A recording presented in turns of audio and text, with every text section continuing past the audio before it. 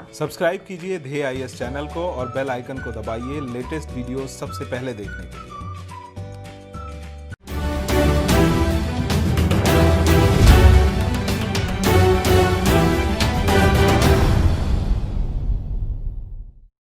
नमस्कार, इनफोकस कार्यक्रम में आप सभी का स्वागत है। इनफोकस कार्यक्रम में हमारा आज का विषय है ब्रिक्स देशों का 12वां सम्मेलन। आइए सबसे पहले जान लेते हैं यह विषय सुर्खियों में क्यों है। बीते 17 नवंबर को रूस के राष्ट्रपति व्लादिमीर पुतिन की मेजबानी में ब्रिक्स देशों का 12वां सम्मेलन वर्चुअल तौर पर आयोजित किया गया। इसमें सदस्य देशों के नेताओं ने वैश्विक परिदृश्य के प्रमुख मुद्दों और आपसी सहयोग पर चर्चा की। इस बार सम्मेलन की थीम वैश्विक स्थिरता, साझा सुरक्षा और अभिनव विकास थी। सम्मेलन में बोलते हुए भारतीय प्रधानमंत्री श्री नरेंद्र मोदी ने आतंकवाद को बड़ी समस्या बताया। गौरतलब है कि 12वां ब्रिक्स शिखर सम्मेलन संयुक्त राष्ट्र की 75वीं वर्षगांठ की पृष्ठभूमि में और कोविड-19 वैश्विक महामारी के बीच आयोजित किया गया। साल 2021 का ब्रिक्स समिट भारत में ही होने वाला है। ऐसे में ये 12वां सम्मेलन भारत के लिए अपनी जमीनी तैयारी को मजबूत करने का एक अवसर था।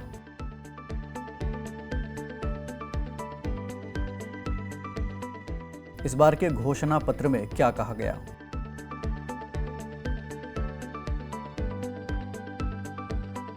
सम्मेलन के बाद ब्रिक्स ने अपना एक घोषणा पत्र भी जारी किया, जिसमें इसने एक नई आतंकरोधी रणनीति अपनाई। घोषणा पत्र में ब्रिक्स देशों ने आतंकवाद के खतरे समेत वैश्विक मुद्दों पर ठोस रणनीति बनाने पर जोर दिया। इसके लिए यूएनएससी, डब्ल्यूटीओ, आईएमएफ और डब्ल्यूएचओ जैसे वैश्विक संगठनों में सुधार लाने की जरूरत की बात भी कही गई।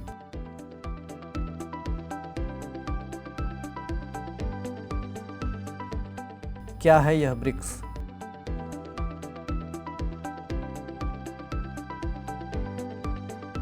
दुनिया की 5 सबसे तेजी से उभरती अर्थव्यवस्थाओं ब्राजील, रूस, भारत, चीन और दक्षिण अफ्रीका ने मिलकर एक समूह बनाया है। इसी समूह को ब्रिक्स कहा जाता है। ब्रिक्स शब्द का जिक्र सबसे पहले साल 2001 में प्रसिद्ध अर्थशास्त्री जिम ओ'नील द्वारा एक रिपोर्ट में किया गया था। शुरुआत में इसमें केवल ब्राजील, रूस, भारत और चीन यही 4 देश शामिल थे।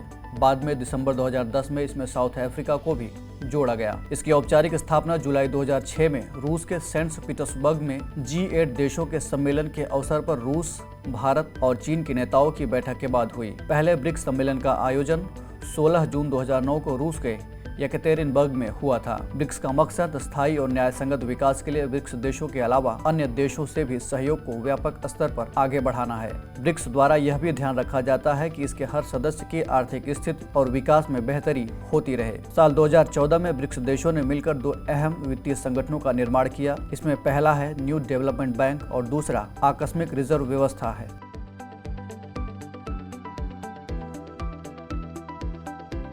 भारत के लिहाज से कितना अहम है ब्रिक्स?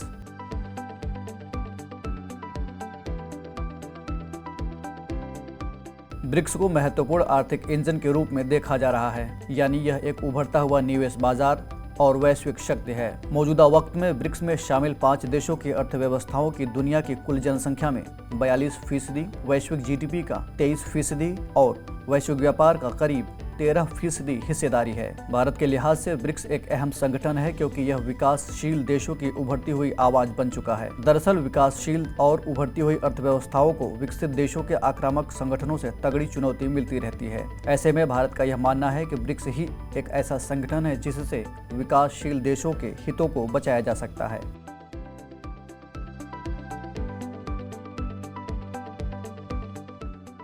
ब्रिक्स के सामने चुनौतियां।